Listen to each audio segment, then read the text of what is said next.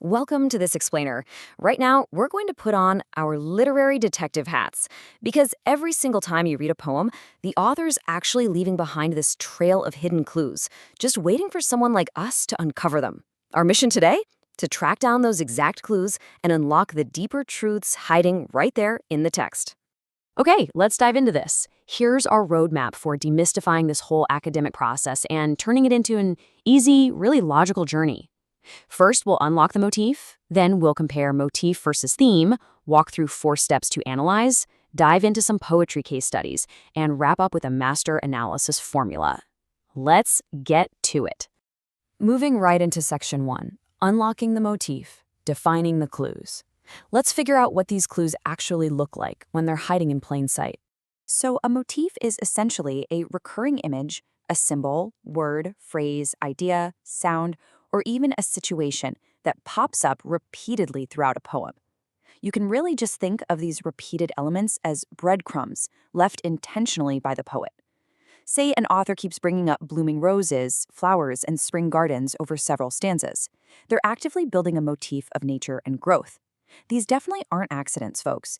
They are carefully placed stepping stones guiding us straight to the emotional core and central message of the piece. Now for section 2, motif versus theme. We need to clear up the most common point of confusion for readers right out of the gate. Here's the deal. On one hand, we've got the motif, which is simply that repeated element we just talked about. On the other hand, we have the theme, which is the overall message or lesson of the poem. The absolute best way to think about this is that the motif actively supports and reinforces the theme. The motif gives you the literal building blocks, the concrete images or words you're actually reading on the page. Then you assemble those blocks to figure out that overarching big picture lesson, which is the theme. And that brings us perfectly to section 3, 4 steps to analyze. Think of this as your investigator playbook for uncovering a poem's deeper meaning. Let's walk through these 4 systematic steps. Step 1. Identify repeated elements. Ask yourself, what images or ideas keep showing up? Imagine a poem where rain taps on the roof, rain floods the streets, and rain washes away footprints. The repeated element, the motif, is rain. Easy enough, right? Then we hit step 2, examine the context. How is that rain actually being used? Is it a destructive flood, or is it nourishing the flowers? Once you look at the emotions it creates, you realize the context might be cleansing. That tees us up for step 3. Determine what the motif represents. A motif almost always symbolizes something deeper. If a poet keeps mentioning a light in the darkness, it likely represents hope. And finally, step 4, connect the motif to the theme. Ask yourself how this repeated element communicates the ultimate message. If our motif is light, representing hope, the theme might be that hope helps people overcome their darkest challenges.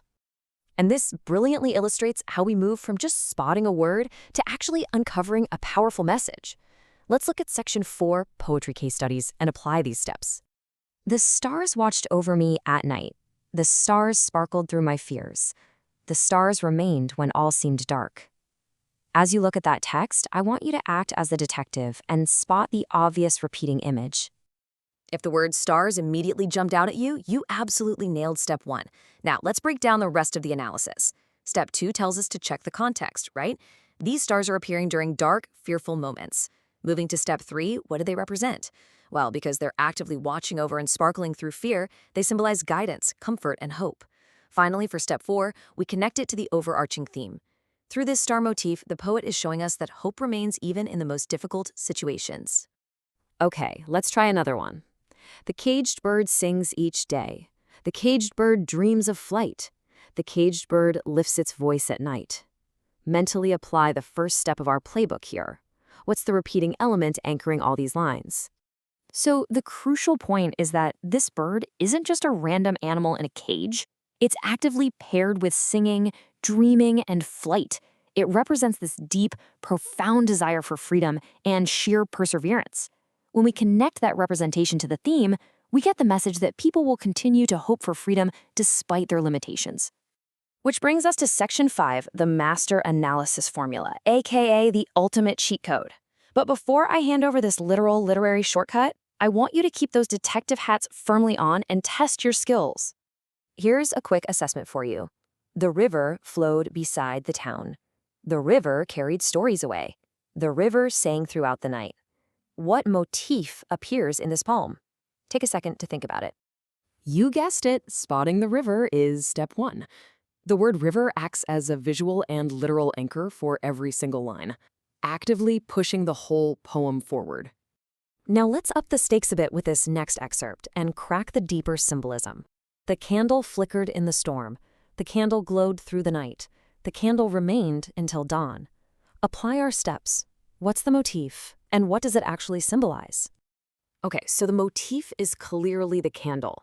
But notice the context. It's surrounded by a harsh storm and a dark night. That specific hostile context transforms a simple wax candle into a powerful symbol of hope or courage. The resulting theme? That hope can survive even the absolute darkest, most difficult circumstances. Here is your final test with this gorgeous autumnal poem. Leaves fell from every tree. Leaves covered the ground in gold. Leaves drifted with the autumn wind. We know the motif is leaves, but what theme could this support? Think about your own conclusion for a moment. Let's walk through the answer together. You identified the motif as leaves. And because they're falling and turning gold in that autumn wind, the symbolism leans heavily toward change, aging, or the passage of time. So the theme this supports is that change is a perfectly natural, inevitable part of life. See what we did there? You successfully moved from a simple falling leaf to a profound human truth. To really lock all of this in, I want to introduce you to the motif analysis formula. It's this simple, repeatable, linear equation you can use every single time you read. It goes exactly like this. Motif leads to meaning, which leads to theme. This formula is essentially the bridge taking you from identifying a repeated word to fully explaining its significance. It's incredibly satisfying to see this formula in action. Step 1, you find the motif, which is light. Step 2, that leads you to its meaning, hope.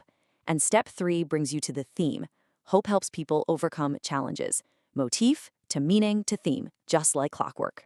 Let's move to and see how this builds with our river example from earlier.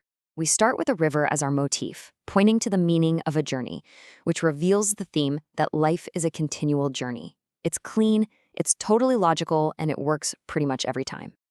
So, the next time you dive into a text, remember that you're no longer just a passive reader. You are a full-blown literary detective.